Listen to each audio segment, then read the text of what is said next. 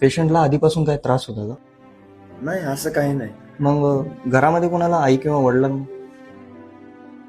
दादा आपली आई कुठे आहे?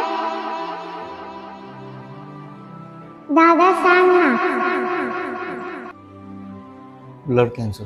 सुटताना हात विझताना स्वतःला आवरा आणि पेशंटची होईल तेवढी काळजी घ्या. जास्त वेळ नाहीये त्यांच्याकडे.